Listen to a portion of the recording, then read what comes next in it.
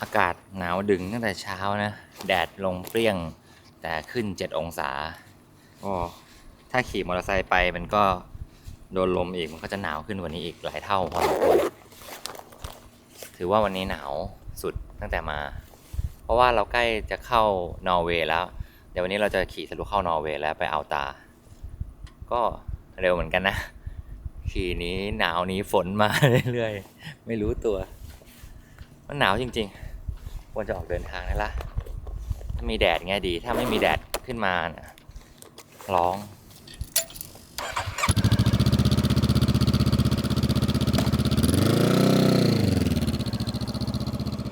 เชิญถ่ายเลยครับผมขอกินข้าวหน่อยครับถ่ายรูปแรกข้าวครับเอาโทรศัพท์ซูมดูว่าใช่หรือเปล่า น่าจะมีอยู่คนเดียวแล้วครับต้องบอกลาโปโลโวแล้วเพราะว่าเดี๋ยวเราต้องขี่มอเตอร์ไซค์อีกประมาณ250กิโลพอแบบนั่งหยุดพักแล้วก็ไปนวดแล้วแบบหลังที่แบบปวดมานี่คือตอนนี้แบบยืดได้แบบแกรกแกรกแกรกแกรกถ่ายรูปกับซันตาคลอสตัวนิดเดียวเอง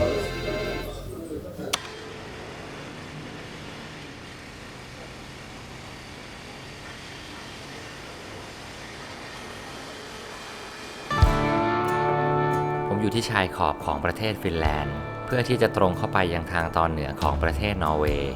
เราขี่รถมาไกลมากจนใกล้จุดที่จะเหนือที่สุดของทวีปยุโรปแล้ว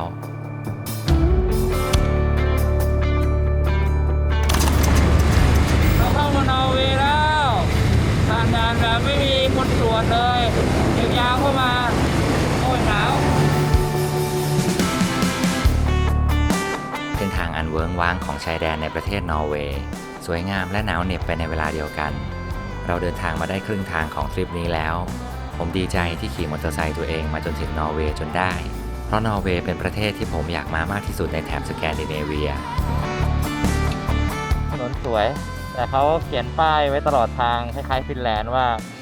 ระวังกวางเรนเดียร์ด้วยนะมันอาจจะออกมาตัดระหว่างทางได้นั้นก็ขี่เร็วมากก็ไม่ดีเพราะว่ามันอาจจะออกมาแต่ว่าเราผ่านวัวควายหมาหรืออะไรที่แถบบ้านเรามีมาก็เยอะแล้วนะแต่เราหวังว่าเรนเดียร์คงไม่ใช่แบบกระโดดกรูข้ามอย่างนั้นขนาดนั้นก็คงไม่น่าจะหนักขนาดนั้น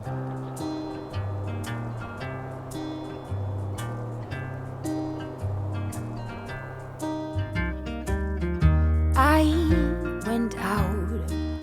and tried to cut a pine tree down. Fell through the ground like Alice. Oh, what a sound. This must be a nest. I got rocks and sticks against my chest. I'm Alice.ธรรมชาติของที่นี่สวยงามกว่าทุกประเทศที่ผมผ่านมาในรอบนี้เราเริ่มจะได้เห็นภูเขาหิมะริมรายทางลำธารที่ตัดคู่ไปกับเส้นถนนให้ความรู้สึกเหมือนเส้นทางในหิมาลัยแต่ก็ไม่เหมือนซะทีเดียวเพราะที่นี่คือสแกนดิเนเวียและก็เป็นสแกนดิเนเวียในฤดูร้อนตอนนี้เราอยู่ที่ปั๊มก่อนเข้าเมืองอัลตาก็หาอะไรกินง่ายๆก่อนเข้าไปกินข้างในก็แพงก็ฮอทดอกไม่ชัวร์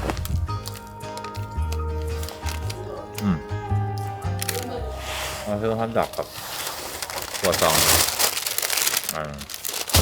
300 กว่าบาทราคางามมากบางทีก็แบบไม่อยากกินแบบอะไรเป็นชุดเป็นเซตใหญ่ๆนะอยากกินแค่แบบอิ่มแล้วก็จบและแล้วผมก็เข้ามายังเมืองอัลตาหน้าโบสถ์นอร์เทอร์ไลท์ซึ่งเป็นโบสถ์ที่หน้าตาทันสมัยมากที่สุดที่ผมเคยเห็นมาเป็นศิลปะที่สื่อถึงแสงเหนือและในฤดูหนาวผู้คนก็นิยมมาดูแสงเหนือกันที่นี่ด้วยต้องบอกว่าเมืองอัลตาเป็นเมืองที่ฮอตฮิตในการมาดูแสงเหนือมากแต่แน่นอนว่าผมอยู่ในฤดูร้อนซึ่งไม่มีโอกาสได้เห็นแสงเหนือมากไปกว่าทิวทัศน์อลังการที่อยู่ตรงหน้าและราคาที่พักที่เหลือคืนละ 5-6 พันซึ่งในฤดูหนาวราคาจะอัพเป็น 2-3 หมื่นบาททันทีเป็นราคาที่ต้องจ่ายเพื่อเสี่ยงมาดูแสงเหนือ จอดรถได้โรงแรมเรียบร้อยแล้วนะ ก็เดินมาหาอะไรกินแถวนี้หน่อย เมื่อกี้เซิร์ชในแผนที่เห็นว่ามีอาหารไทยด้วยเดินไปไม่ไกลลองเดินไปดู อาจจะมีอะไร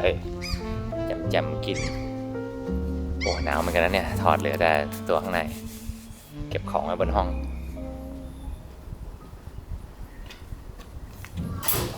อยากกินแค่นี้แหละ ผัดมาม่าง่ายๆแบบบ้านเรา ดูที่เขาผัดเป็นไงบ้างผัดไปทางไหน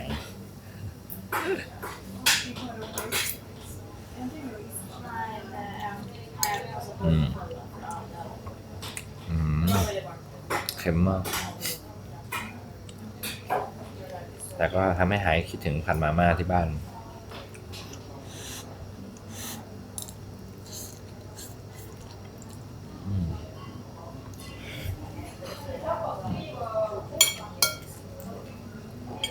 กินเสร็จวันนี้ก็ได้พักแล้วพรุ่งนี้ต้องขี่ไปนอร์ทเคฟ250 โลไปนอร์ทเคฟเสร็จแล้วก็250 โลกลับ500 โลเหนื่อยหน่อย แต่ว่ากลับมาพักที่เดิมเป็นครั้งแรกที่กินอาหารไทยแล้วไม่อร่อย ชูรสทั้งจานโอ้เค็มมากเมื่อกี้พนักงานนอร์เวย์ก็มาถามว่ารสชาติโอเคไหมอะไรอย่างเงี้ยโอเค กูดไม่อยากให้พี่ๆที่เขาผัดอยู่โดนว่าพี่ๆที่เขาผัดก็คนไทยนะแต่ว่าเขาทำเค็มไปนะเค็มแบบเค็มรุนแรงอ่ะความจริงเบนกินง่ายนะอะไรเค็มนี่เค็มหน่อยไม่เป็นไรแต่นี่เค็มรุนแรง วันนี้แปลกนะตอนขี่วนๆอยู่เราโดนตำรวจเรียกให้เข้าด้านข้างเราก็ลืมกดถ่าย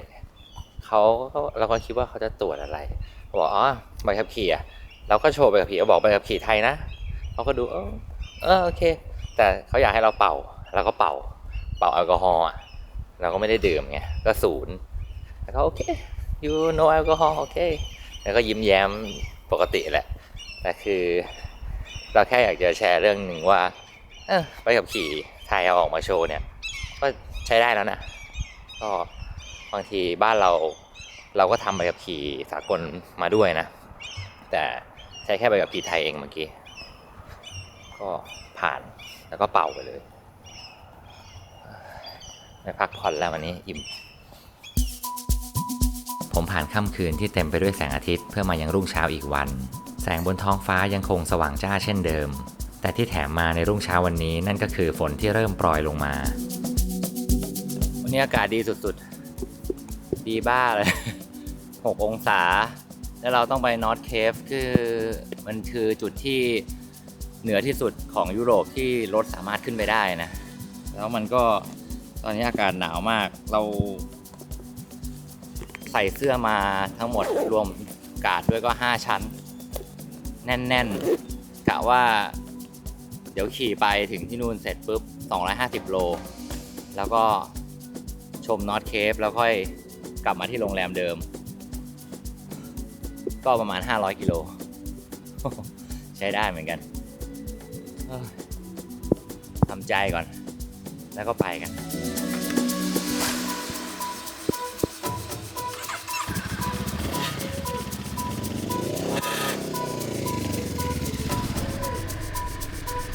เมื่อฝนตกลงมาผมก็รู้ชะตากรรมของตัวเองในอากาศที่หนาวอยู่แล้วก็จะเพิ่มความหนาวเข้าไปอีกเราจะเริ่มเห็นหิมะได้ในริมทางบ่งบอกความหนาวเย็นของพื้นที่มันสวยงามแต่มันก็โหดในเรื่องของความหนาวเย็นและถ้าไม่มีฝนตกลงมาผมคงจะไม่บ่นขนาดนี้แต่สำหรับทริปนี้ผมเพิ่งจะได้กลับมาเห็นหิมะอีกครั้งซึ่งมันก็เป็นสิ่งที่ตื่นตาทุกครั้งที่ได้ขี่รถผ่านถนนเส้นทางแบบนี้อากาศหนาวมากตอนนี้เหลือ1 องศาเรียบร้อยแล้วมือแข็งหมดแล้วขี่มอเตอร์ไซค์ไปแล้วแบบมันแบบขนาดใส่ตัวที่หนาสุดแล้วนะแต่ว่ามันโดนลมไงขี่ไปก็นิ้วจะงอไม่ได้อะหนาวมากต้องใช้สูตรภูริซังแล้วพี่ภูริหน่อยเอามืออังเครื่องคือมันหนาวมากนะ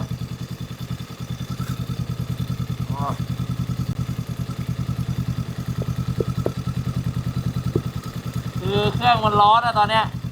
ถ้ามืออังมันก็อุ่นควันขึ้นแล้ว CL 500นี่แหละอุ่นมาก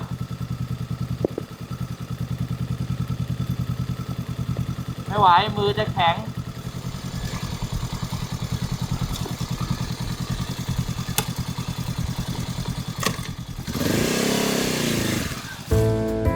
ผมออกเดินทางต่อในเส้นทางที่พบเห็นเรนเดียร์ได้ไม่ยาก จริงๆ แล้วพวกมันก็ดูเหมือนจะไม่อยากขึ้นมาบนถนนเท่าไหร่ แถมยังจะมีลักษณะนิสัยกลัวคนด้วยซ้ำ ผมขี่ผ่านจุดที่หนาวที่สุดไปได้แล้ว ฝนเริ่มหยุดตกลงไปบ้างทำให้รถของผมกลับมาทำความเร็วได้อีกครั้ง ถนนทอดยาวเรียบไปกับภูเขา ทุกอย่างราบรื่นไปในเส้นทางที่ทอดยาวออกไป แต่ในความเรียบง่ายแบบนี้สักพักก็อาจจะต้องมีอะไรมาขวางทางบ้างเขาบอกว่าข้างในซ่อมบำรุงอยู่ในอุโมงค์ให้รอ15 นาที ใกล้จะถึงนอร์ทเคปแล้วทางมายากมากเพราะฝนตกตลอดทางแล้วก็หนาวมาก แต่ว่าตอนนี้โอเคแดดออกแล้วดีขึ้นเยอะเลย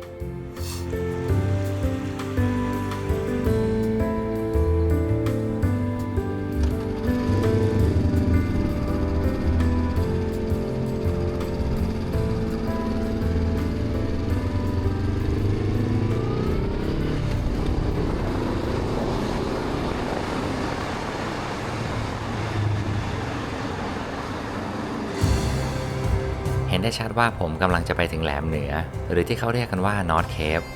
ถนนที่เคยผ่านลำธารกับภูเขามาตอนนี้เริ่มเป็นชายฝั่งที่รายล้อมไปด้วยทะเลนี่เป็นหมุดที่สำคัญที่สุดที่ผมปักไว้ตั้งแต่อยู่ที่บ้านแหลมที่อยู่เหนือสุดของยุโรปสำหรับคนที่ขี่มอเตอร์ไซค์อย่างผมก็คงอยากจะมาให้ถึงสักครั้งนอร์ทเคปแล้วถึงนอร์ทเคปแล้วโอ้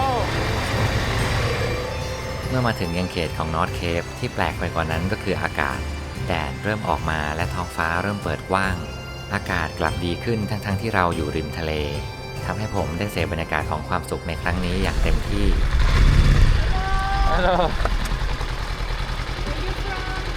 Thailand Okay. 65, please. Okay Can I pay card Yes. Hello. Hello.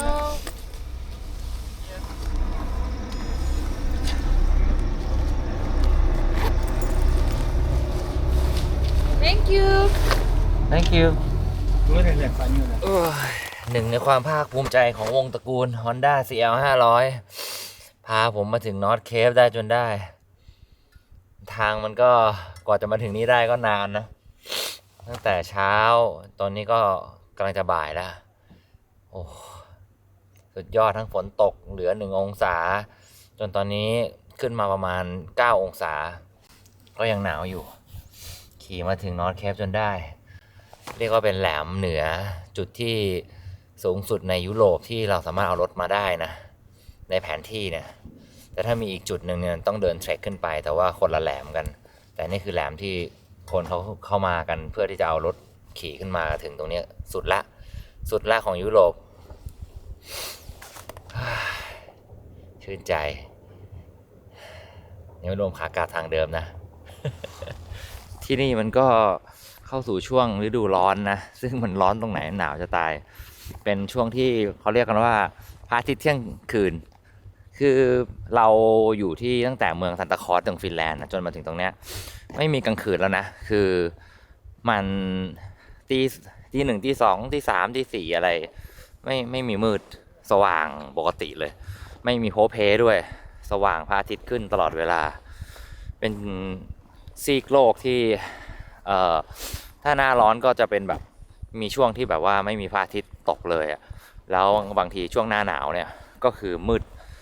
ตลอดไม่มีพระอาทิตย์ขึ้นก็มีแล้วแต่ฤดูเป็นฤดูที่บ้าบอมากโอ้ยหนาวแล้วเดินไปจุดแหลมเหนือสุดก่อน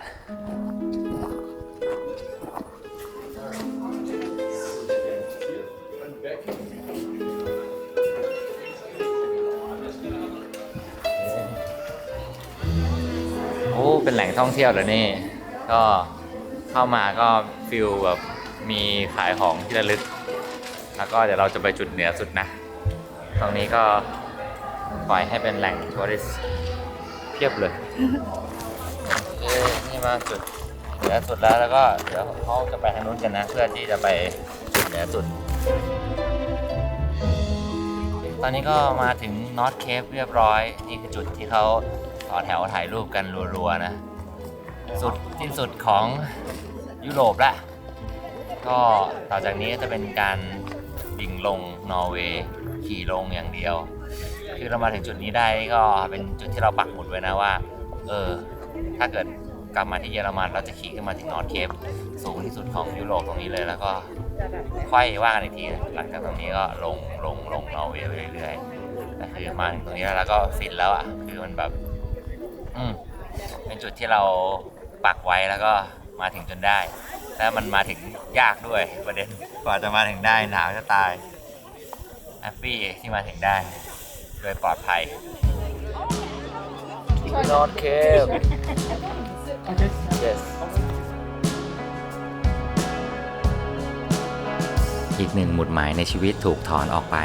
บางครั้งมันก็ทั้งรู้สึกดีและรู้สึกใจหายไปพร้อมกันผมเดินทางออกจากบ้านเงียบๆมาอย่างลำพังไม่น่าเชื่อว่าวันหนึ่งเราจะมาได้ไกลถึงขนาดนี้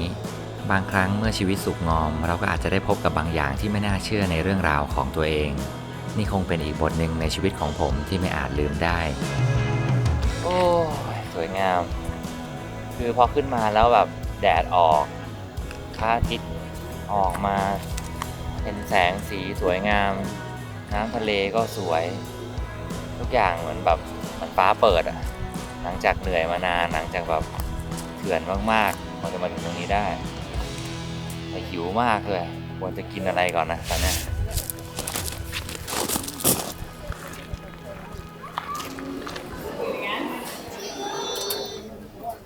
หาอะไรกินโง่ๆไปก่อนนะเอาแบบจุกๆไม่เร็วไม่โง่มาถึงแล้วก็ชมวิวสักพักนึงนี่เดี๋ยวก็ต้องกลับทางเดิม500 โลเพราะว่าขอให้ตรงปลายเมืองที่เราจะไปเนี่ยฝนหยุดตกเถอะฝนตกแล้วขี่ยากมากถนนก็เป็นลายแบบเหมือนเขากรีดให้มันเป็นคมๆแล้วเวลาล้อเราโดนยางเราโดนมันจะดุ้งตลอดมาแล้วรู้สึกว่ามาถึงได้แล้วดีใจมากกี่โมงแล้วเนี่ย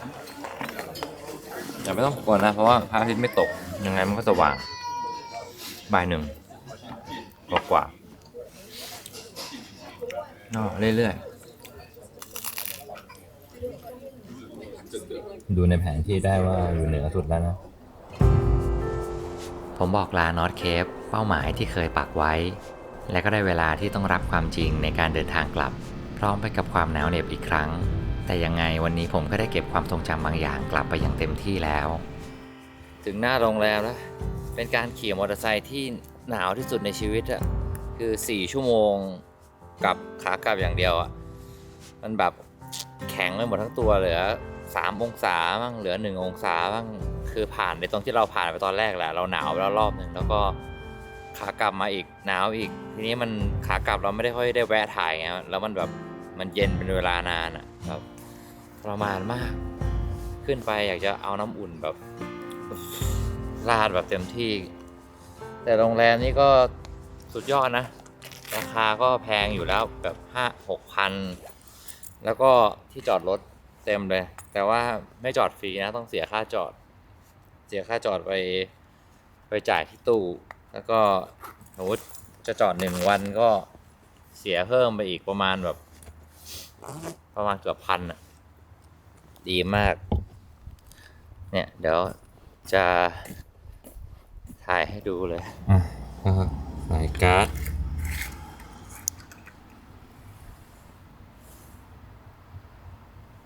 โอเคแล้วก็ใส่ทะเบียนอันนี้เราทะเบียนแปรนะ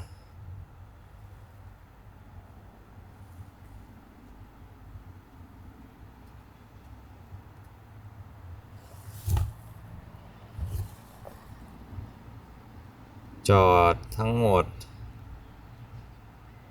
เลือกเวลาไปเลย1 day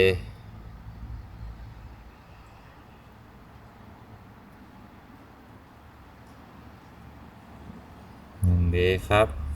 แล้วเขาก็จะขึ้นว่าโอเคแล้วเอาบัตรคุณออกไปด้วย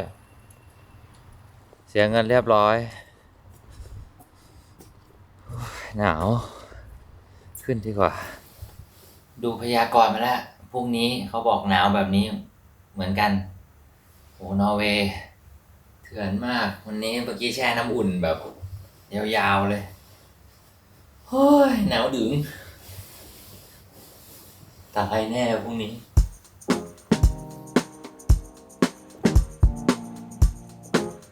โอเควันนี้เห็นแดดเห็นอะไรค่อยสบายใจขึ้นมาหน่อยเมื่อวานฝนตกทั้งทางอากาศหนาวเย็นมากแล้วก็ลงไปถึง3-1 องศาเนี่ยคือเราหนาวมากนะแต่ว่ารถที่เราเอาไปด้วยเนี่ย Honda CL 500 ตัวเนี้ยคือเราหนาวจนเราต้องเอามือกับถุงมือไปอังเครื่องไว้เพราะเครื่องมันร้อนไงแต่เราก็แบบไปกับมันมาทุกที่นะตั้งแต่แบบรอบแรกเราขี่จากไทยไปถึงอังกฤษเราก็ว่ามัน Amazing แล้วนะว่าเครื่องบล็อกตัว500ตัวเนี้ยอึดแล้วก็ทนมากแล้วทีเนี้ยพอเรากลับมาอยู่ที่เยอรมันแล้วเราขี่ไปเหนือสุดของนอร์เวย์ที่รถจะไปได้นั่นก็คือนอร์ทเคปแล้วตัวนี้ก็ไม่เคยงอแงนะขนาดตอนนั้นเราไปติ้งต้องตะดุดล้มที่เยอรมันตรงรถรางก็กันชนก็เป็นรอยแล้วก็ขึ้นมาแล้วก็สตาร์ทติดปกติคือรถไม่เคยแบบงอแงอากาศหนาวเท่าไหร่ก็สตาร์ทติดบล็อกเนี่ยคือแบบว่าหายห่วงเลยร้อนแค่ไหนหนาวแค่ไหนแล้วก็เจอฝนเจออะไรด้วยกันมาเยอะมากๆแล้วก็รู้สึกว่าเลือกรถไม่ผิดจริงๆที่เอา Honda CL 500 ตัวนี้มาเพราะว่าเรารู้สึกว่ารถมันไม่ได้ใหญ่เกินเวลาเรามาคนเดียวเราไม่ได้มาเป็นทีมเนาะที่แบบเราจะเอารถใหญ่แล้วเราจะพลิกรถไปพลิกรถมาบางทีเราต้องการแบบพื้นที่แคบอย่างเงี้ยเราอาจจะไม่ต้องให้คนช่วยแล้วก็สามารถจัดการรถด้วยตัวเองได้แล้วเราก็รู้สึกว่ามันเกินคาดกับความที่แบบเป็นรถสแคมเบอร์แล้วเราก็เอามาดัดแปลงจนกลายเป็นรถทัวริงแล้วมันก็วิ่งขนาดนี้มาเวลาตอนที่จอดไว้ที่เยอรมันแล้วมันก็จอดเป็นปีเนาะมันก็มีสึกล้อตรงซีนโชคมันอาจจะเสื่อมบ้างเพราะว่ามันเอียงมาแล้วก็เอาซีนโชคมาเปลี่ยนมาอะไรเปลี่ยนโซ่สเตอร์อะไรตามอายุไขที่แบบว่าเราใช้งานมานานก็เปลี่ยนตามอายุทุกอย่างทำให้รถไม่มีงอแงเลยเราก็ใช้รถตัวนี้วิ่งยาวมาจนถึงนอร์ทเคปได้ลองคิดดูว่าคือรถจากประเทศไทยวิ่งมาจนถึงนอร์ทเคปแล้วตอนนี้รถคันนี้ตั้งแต่ได้รถมานะไม่ค่อยได้วิ่งในไทยเลยคือวิ่งจากไทยแล้วก็ตอนนั้นก็เริ่มเอาไปลาวเอาไปกัมพูชาเอาไปจีนอะไรอย่างเงี้ยเอาไปเที่ยวต่างประเทศอย่างเดียวเลยจนมาทริปใหญ่ไปอังกฤษจนมาทริปใหญ่อีกรอบหนึ่งมานอร์เวย์ก็ใช้แต่คันนี้ก็วิ่งไมล์ยังไม่ถึง3 ปีนะวิ่งไมล์ไปประมาณ 41,000 ได้แล้วกว่าคือใช้งานหนักมากแล้วก็ตอนนี้ก็ยังใช้งานได้อย่างดีมากๆเรารู้สึกว่าอุ่นใจที่แบบใช้ Honda CL 500 ตัวเนี้ยมันเป็นรถที่แบบเราคัสตอมมาหนักจริงๆเราเปลี่ยนให้มันกลายเป็นรถทัวริงแต่ว่ามันก็ยังไหวตัวมันยังไหวได้ลองคิดดูว่าเครื่องบล็อกนี้มันทนขนาดไหนแล้วก็อีกอย่างหนึ่งความเซฟตี้ที่เราแบบใช้กับมันมาตลอดนะไม่ว่ามันจะล้มกี่รอบนะแล้วก็คนจะไม่ไหวแต่รถไหวตลอดเราก็รู้สึกว่าเราก็เอาพยายามจะติดเหล็กติดอะไรนะเพราะรู้ว่าตัวเองก็ซุ่มซ่ามบางทีล้มนู่นล้มนี่อะไรเงี้ยมันก็ทำให้รถไม่เป็นไรคือเราก็เป็นอะไรไปก็ค่อยๆแก้ไปรู้สึกว่ามีความสุขนะที่ได้ใช้ Honda CL 500 ตัวนี้แล้วก็เดี๋ยววันนี้จะลงใต้ทางนอร์เวย์แล้วจะลงใต้ไปเรื่อยๆแล้วก็ใช้รถคันนี้แหละวิ่งไปเรื่อยๆสบายกับมันแล้วก็วันหนึ่งก็คงจะได้เอามันกลับบ้านสักทีคือเราก็ไม่อยากทิ้งมันไว้ที่นี่แล้วล่ะมันเป็นรถที่เรารักมากๆคันหนึ่งแล้วก็รู้สึกว่าอยากเดินทางกับมันอีกในหลายๆที่จะทิ้งมันไว้อีกรอบหนึ่งก็คงทำใจไม่ได้แล้ววันนี้ก็ลงใต้กัน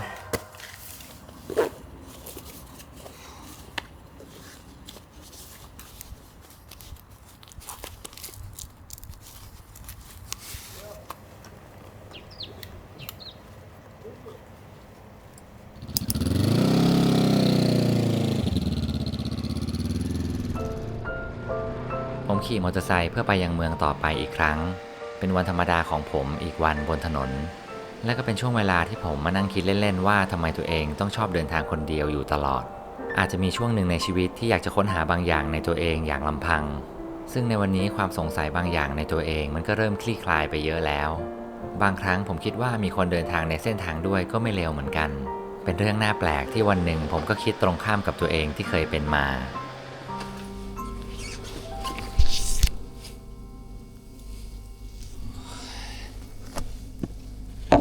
หนาวสุดยอดหนาวมากคือ6 องศาตลอดทาง เราก็ใส่5 ชั้นก็ยังไม่รอด ไม่ได้หิวนะแต่อยากอยู่เฉยๆแบบหนาวจริงเพิ่งวิ่งมาได้150 โลกินชา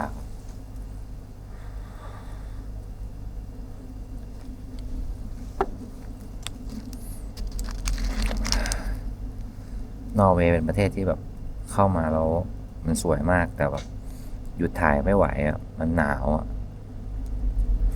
หนาวมากจริงมือแข็งหมด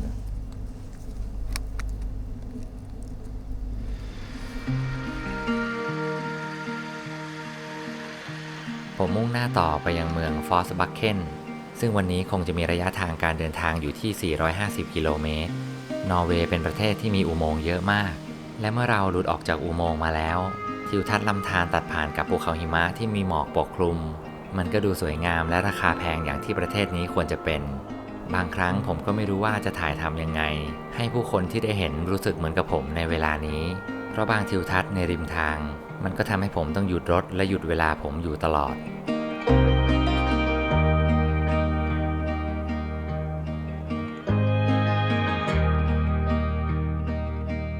แต่ว่าผมก็ยังคงต้องไปต่อเพราะว่าท้องที่กำลังหิวและถ้าจะให้ดีที่สุดก็คงจะต้องเป็นอาหารไทยในเวลานี้และผมก็ได้พบกับร้านต่อยไทยรีสอร์ทลาบหมู ลาบหมูนอร์เวย์ภาคเหนือได้ปะ พี่ชื่ออะไรครับ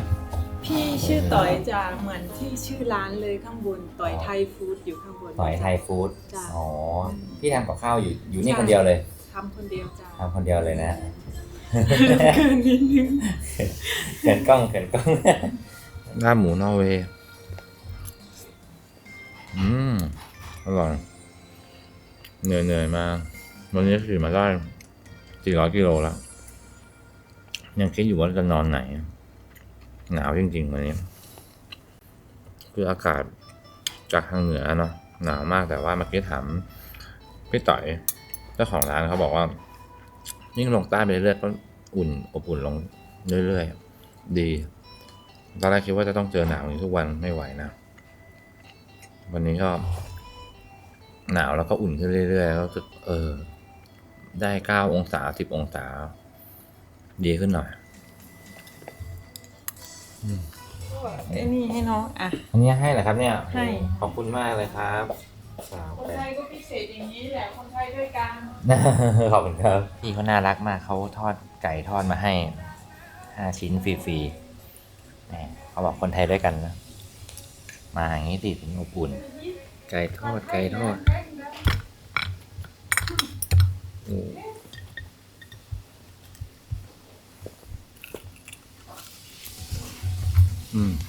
อร่อยไก่ทอดกับลาบบ่ายใจเจอคนไทยใจดี แน่มากนายแน่มากนายแน่มาก จากบ้านเราเลยนะเนี่ยมัน Amazing มากเลยอ่ะขับรถมาเนี่ยโอ้โห มาคนเดียวเลยครับ เก่งเนาะพี่อะยอมใจเลย พี่อะชอบนะมอเตอร์ไซค์อะ ครับ สูงมากสูงมาก สูงมาก เก่งสุดยอดครับพี่บิ๊กไบค์ โอเคได้อาหารไทยแล้วเดี๋ยวก็ไปต่อที่โรงแรมยาวๆ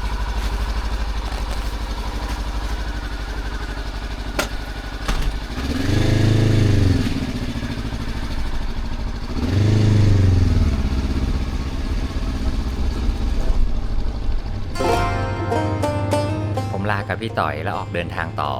คนไทยเมื่อได้เจอกันและแบ่งปันน้ำใจกันแบบนี้ บางครั้งมันก็ไม่ทำให้เรารู้สึกเหมือนกับอยู่ต่างบ้านต่างเมือง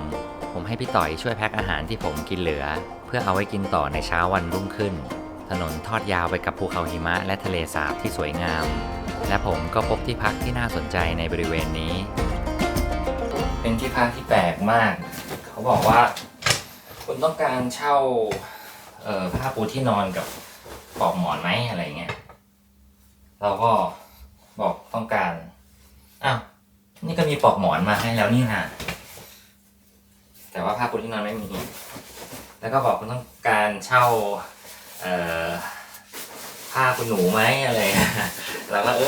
ก็เอาก็คิดตังค์เพิ่มไปนิดๆหน่อยๆแล้วก็ให้เรามาแบบปูเองอะไรเงี้ยหรอ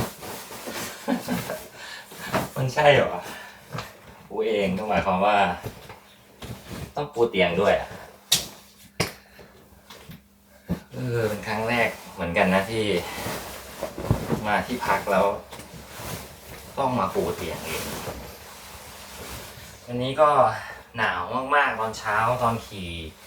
จากเมืองต้นทางนะแต่พอ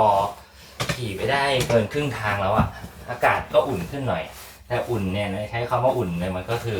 ยังหนาวอยู่ดีแต่ว่ามันทนไหวอ่ะมันเริ่มเป็นประมาณเหมือนเหลือ9หรืออะไรอย่างเงี้ยพอนั้นเหลือ9เท่านั้นเราก็ยังแบบ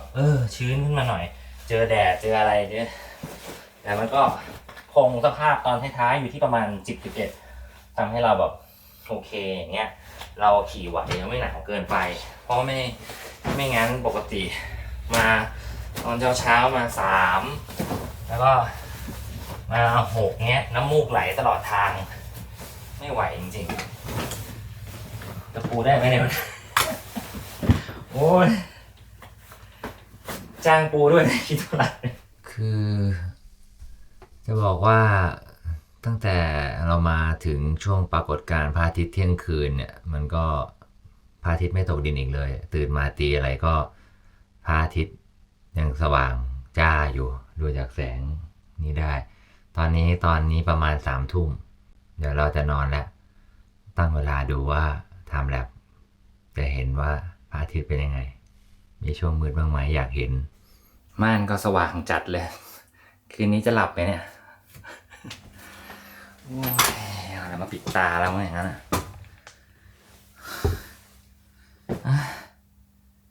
กูเสร็จแล้วนอนได้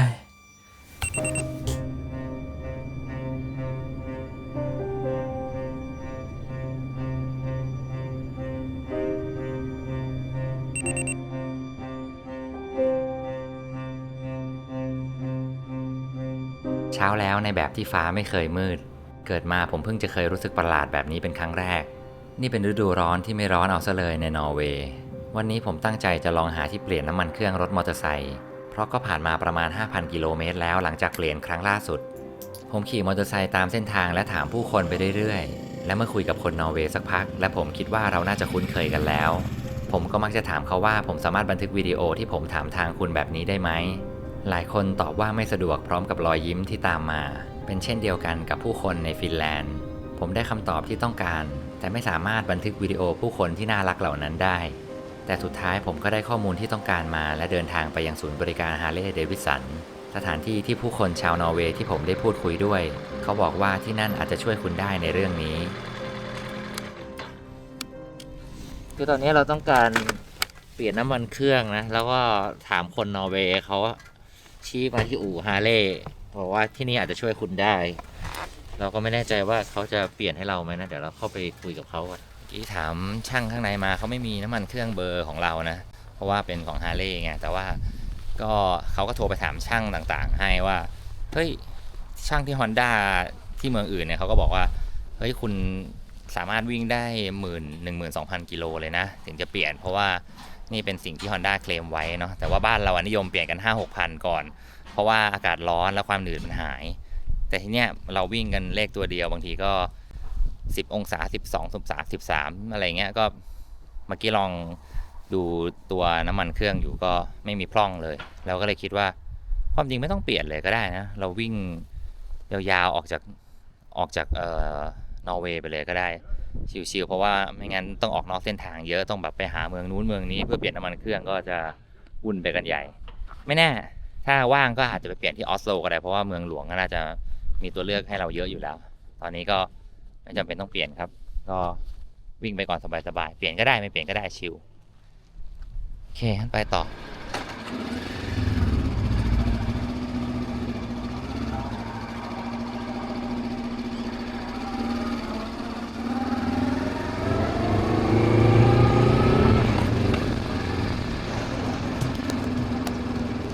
ผมเลิกสนใจกับการเปลี่ยนน้ำมันเครื่องเพราะลืมไปว่าเราอยู่ในเมืองหนาว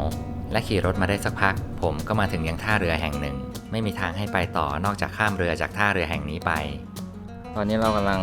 รอข้ามเรืออยู่นะเรือเพิ่งมาจอดที่ท่าแล้วก็เดี๋ยวเรายังไม่ได้ซื้อบัตรอะไรเลยอะคือมาต่อคิวเขาแล้วก็เดี๋ยวคงขึ้นไปบนเรือแล้วค่อยจ่ายมั้งไม่รู้เหมือนกันว่าเขาจ่ายยังไงเราก็แค่มาต่อไปเรื่อยๆ ผมทำทุกอย่างไปตามธรรมชาติทั้งที่ไม่รู้อะไรเลยขี่รถขึ้นเรือไปก่อนอะไรผิดอะไรถูกก็ค่อยว่ากันอีกทีหรือถ้าไม่มั่นใจก็ค่อยถามพนักงานให้มั่นใจซะว่าเราจอดตรงไหนได้บางครั้งโลกมันก็ไม่ได้โหดร้ายขนาดที่เราต้องรู้ทุกอย่างคล้ายกับชีวิตที่ก็เหมือนการเดินทางที่เราอาจจะต้องค่อยๆเรียนรู้ไปอย่างกล้าหาญและทุกอย่างมันถึงจะออกมาเป็นเรื่องสนุกมากกว่าที่เราจะต้องคอยระวังทุกเรื่องในชีวิตจนไม่กล้าทำอะไรสักอย่าง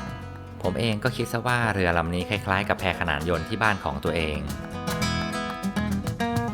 เรือก็เคลื่อนออกไปแล้วข้ามฝั่งเรือขนานยนต์บ้านเขาไม่ได้ซื้อตั๋วอะไรแต่ก็พอมาถึงเขาก็เอาการ์ดมาแล้วก็สแกนติ๊บแล้วก็ขึ้นมาดูสวยมากได้บรรยากาศแบบยังข้ามฟากเรือมุ่งหน้าสู่อีกฟากของฝั่งผมมาจากเหนือสุดของประเทศนอร์เวย์และกำลังจะวิ่งลงใต้สุดของประเทศนอร์เวย์เท่ากับว่าสุดท้ายแล้วผมคงจะได้วิ่งเกือบทั้งประเทศนอร์เวย์มันยาวไกลแต่สุดท้ายมันก็น่าจะได้ความจุใจสำหรับคนที่อยากมานอร์เวย์สักครั้งและในความที่ว่าผู้คนที่นี่มีความส่วนตัวค่อนข้างสูงอาหารเช้าในหลายโรงแรมก็เริ่มมีปลาแซลมอนสดให้กินแต่ผมก็ไม่ค่อยอยากจะบันทึกภาพเท่าไหร่เพราะกลัวจะไม่เคารพความเป็นส่วนตัวของผู้คนที่นี่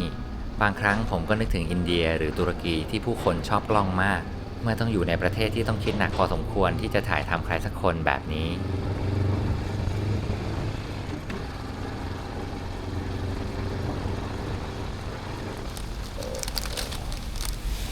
แวะกินก่อนเริ่มครับฮอทดอกปั๊ม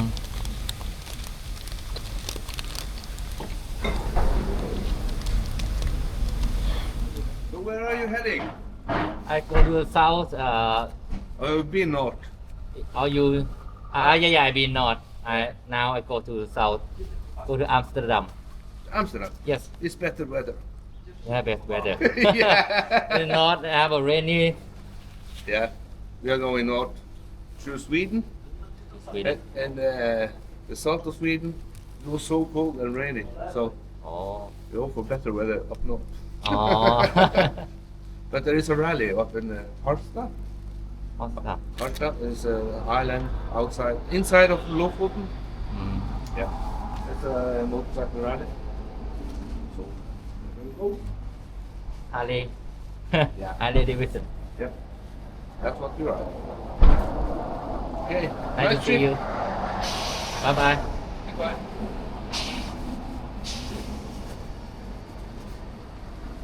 จอดแป๊บเดียวเพื่อนเยอะ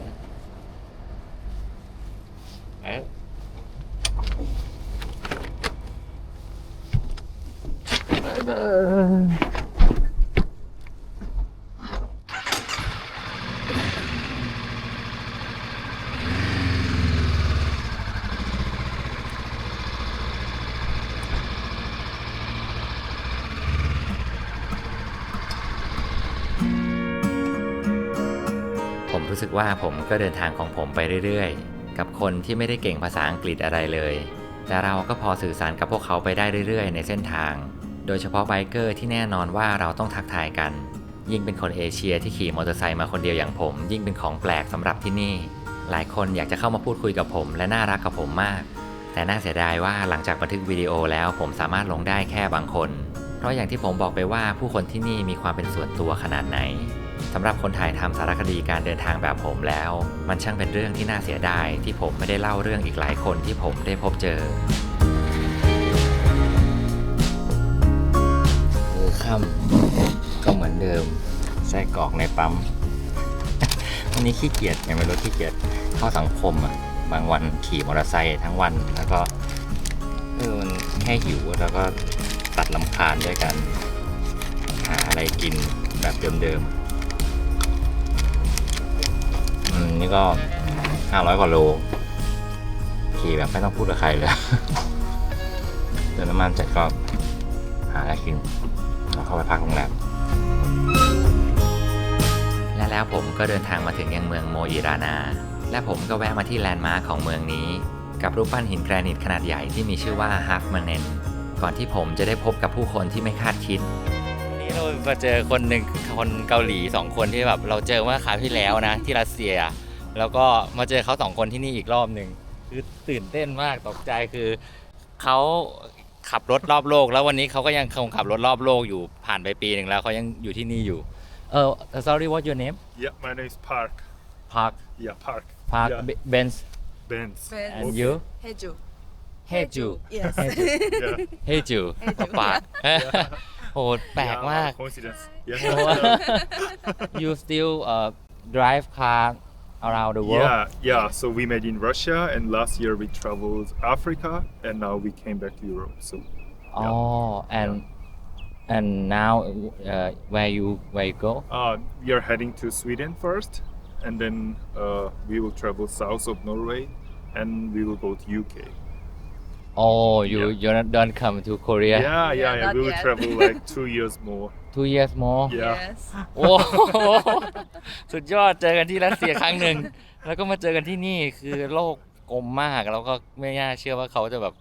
จำเราได้เราเดินถ่ายรูปเล่นแล้วเขาก็เดินมาเจอเราอะลองคิดดูดิว่าแบบ this is very surprise Yeah, Yes, we are yes, me surprised too. a lot. I don't remind you first time oh you Korean Korean Yeah. With With Jeep. black Jeep. Jeep Yeah. Yeah. where your jeep Over there, Yeah, in 5 parking minutes lot. from here. oh Yeah, in parking you lot. come to Yeah, to see this view one. Yeah. oh. I'm so happy see you again Me too. Yeah, yes same for us. yes Yeah. it's nice okay Yeah. today I go to some hotel Okay, in That's this good. town? Or? this town Okay. oh nice Yeah. So now you're heading to North then? yeah I go to North Cape North Gate Yeah. oh yeah We came We from came North from, Cape. yeah. So. อ๋อ Yeah. เหมือนกัน โอเค Okay. โอเค โอเค nice to see you Yeah, me nice too, to okay see nice to meet you. bye bye Yeah. yeah give me Oh, five Oh, can I Can you take take some selfie? selfie? yeah sure What a coincidence. เรื่องสุดยอดแห่งความเซอร์ไพรส์คือเราเจอ2 คนเกาหลีนั่นน่ะตั้งแต่ครั้งที่เรามารัสเซียคราวที่แล้วอ่ะซึ่งเขาจอดรถอยู่ที่ปั๊มในรัสเซียแล้วเราก็แบบกำลังเติมน้ำมันอยู่แล้วเขาก็เข้ามาถามเราว่าเอ้ามาจากประเทศไหนเราบอกมาจากไทยแล้วเขาก็บอกว่าเขาว่ากำลังขับจี๊ปจะเที่ยวรอบโลกอยู่แล้วเราก็แบบอ๋อเหรอแลกคอนแทคไว้ก็แลกอินสตาแกรมกันไว้แล้วแบบเผื่อแบบได้ติดต่อกันอะไรเงี้ยเผื่อไปเจอกันเมืองไหนอะไรเงี้ยแล้วก็ลืมไปละเวลาก็ผ่านมาปีหนึ่งแล้วเราก็กำลังถ่ายรูปปั้นอยู่ริมทะเลสาบแล้วก็มาเจอเขาเดินมาทักแล้วเราก็ใครว่าแต่คุ้น2 คนเนี้ยแล้วมันก็มีภาพแบบกลับมาที่เรานิดหนึ่งว่าจริงมันจะใช่เหรอมันจะใช่2 คนนี้เหรอที่เราเคยเจอที่รัสเซียเมื่อปีที่แล้วที่เราขี่มอเตอร์ไซค์คันนี้มาแล้วเขาก็พูดคำหนึ่งว่า you ไกจินทริปเราแบบเฮ้ย ใช่ยิงด้วยสองคนเกาหลีที่เราเคยเจอกันคราวที่แล้วแล้วเราก็ถามเขาว่าแบบเอ้าแล้วคุณมาที่นี่ได้ไงอะไรอย่างเงี้ยเขาก็บอกว่าเขายังไม่กลับบ้านเลยตั้งแต่ปีที่แล้วที่เราเจอกันนะเขาไปแอฟริกาใต้ไปอะไรวนมาจนถึงเนี่ยมันจะถึงนอร์เวย์แล้วเราก็มาเจอกันที่เนี่ยที่จุดชมวิวในเวลาเดียวกันอ่ะมันแบบเรื่องบังเอิญมันมีอยู่ในโลกจริงๆเลยบางทีมันสุดยอดเกินไปเราไม่อยากจะเชื่อว่าเราจะเจอกันได้อีกครั้งในชีวิตอ่ะเพราะ ราะว่าตอนนั้นแค่แลกคอนแทคง่ายๆเพราะว่าต่างคนต่างเติมน้ำมันแล้วก็ดิ่งไปเมืองอื่นกัน ก็มีอินสแกรมกัน ไม่เคยรู้ว่าเขามากดไลค์หรืออะไรหรือเปล่าไม่เคยได้ติดต่อกันอีกแต่มาเจอกันตัวเป็นๆเดินมา2 คนแบบ Hi you remember me เราก็แบบนึกอยู่พักหนึ่งอะแล้วสุดท้ายก็แบบเป็นพวกเขาจริงๆที่ยังคงแบบเที่ยวรอบโลกอยู่แล้วก็มันเพิ่งผ่านไปปีเดียวเขาเที่ยวมาปีครึ่งแล้วอะไรเงี้ยเขาจะเที่ยวครบ2 ปีก็ถึงจะกลับเกาหลีเดี๋ยวเขาจะไป UK ต่ออะไรเงี้ยแล้วแบบโอ้สุดยอดมากโลกมันกลมขนาดนี้เลยมันแบบมันทำให้เรามาเจอกันอีกได้แล้วเขาก็ลาเรากันเมื่อกี้บอกว่าโอเคไว้เจอกันที่ไหนสักแห่งอีกนะ โอ้สุดยอดมากประทับใจมากที่ได้เจอกันครั้งนี้การที่แบบขี่มอเตอร์ไซค์บ้าๆบอๆวันนี้ไกลๆแล้วก็ไม่คิดว่าจะได้มาเจอเขานะตอนแรกเราตัดสินใจจะนอนตั้งแต่เมืองที่100 กว่าโลที่แล้วแหละแต่เราคิดยังมีแรงอยู่ก็ขี่เล่นๆมาถึงเมืองนี้แล้วกันแล้วก็ได้มาเจอเขาเนี่ยปาร์คโอ้ประทับใจมากนี่เดี๋ยวจะให้ดูว่าพระอาทิตย์ไม่ตกตอนนี้20:30 เดี๋ยวเราจะนอนแล้วก็ให้ตื่นเช้ามาเลยแล้วก็มาดูกันว่าเรามาอยู่ตรงช่วงกลางของนอร์เวย์แล้วนะจะดูว่าตอนเนี้ยพระอาทิตย์ตกหรือยัง หรือยังจะไม่ตกอยู่มาดูกันทั้งคืน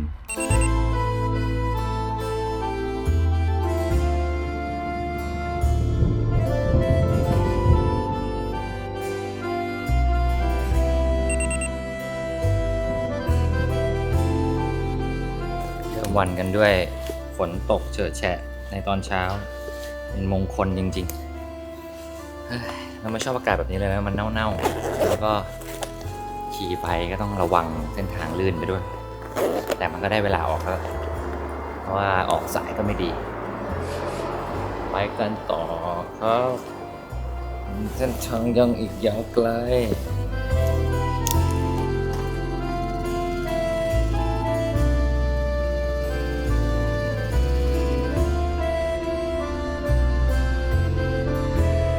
เช้าในวันที่ฝนตกปล่อยๆผมแวะไปที่บ้านไม้ของเฮลกลันมิวเซียม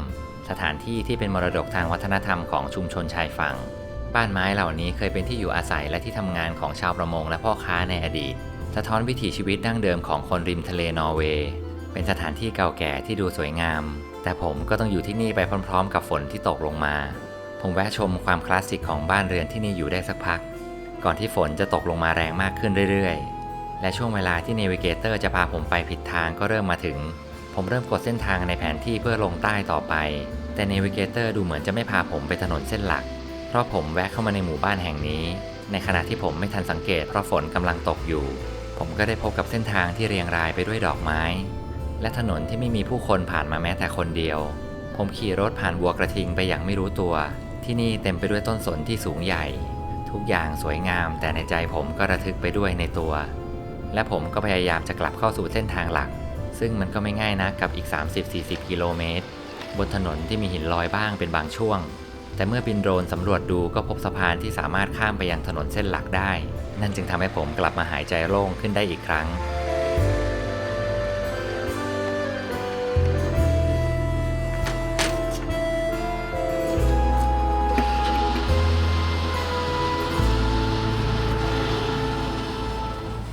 ตอนนี้ร้อนมากแล้วแดดออกมาจน23 องศาแล้วเราใส่เสื้อ5 ชั้น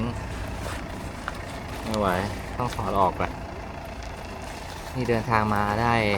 เกือบ400 กิโลแล้วจาก9 องศาเมื่อเช้าเข้าสู่23 องศาอากาศต่างกันชัดเจนเลยนะก็เป็นเรื่องที่ดีเพราะว่าที่หนาวเกินเนี่ยมันป้องกันไม่ไหวแต่ที่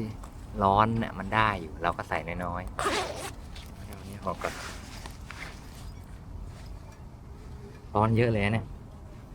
น่าจะเอาออกอีกชั้นและผมก็เดินทางมาถึงยังเมืองทรอนไฮม์ซึ่งเป็นจุดที่เริ่มจะเข้าสู่ทางใต้ของนอร์เวย์ขึ้นบ้างแล้วฟ้าเปิดพระอาทิตย์ส่องแสงจ้า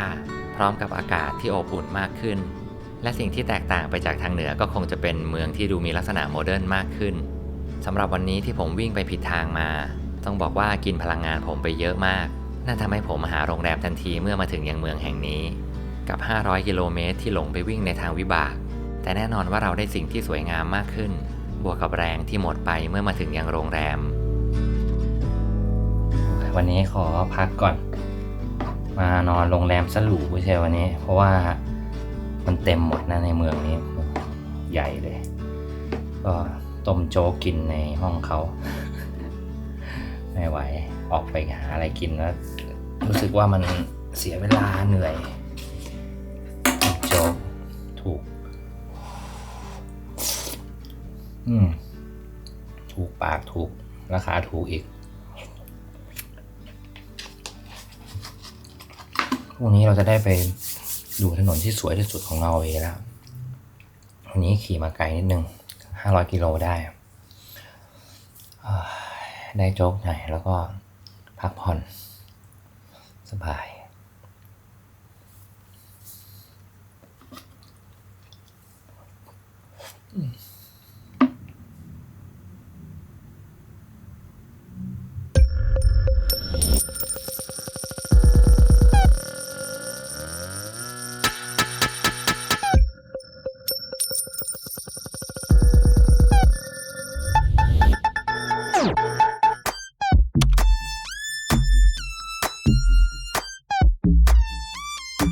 This is a bike from Thailand? Yeah, bike from Okay. Thailand. I'm from Singapore. Oh, you're from Yeah, so very close. Are you traveling around Europe on this bike?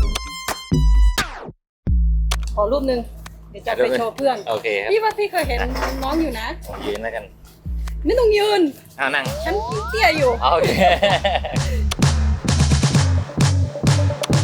วันนี้ลุยมาก มันมาก มีความสุขมาก ชอบมากๆเลย แล้วก็เวลามาถึงห้องไม่อยากออกไปไหนแล้วงั้นนี่จะนอนห้องนี้ด้วยกันเหรอ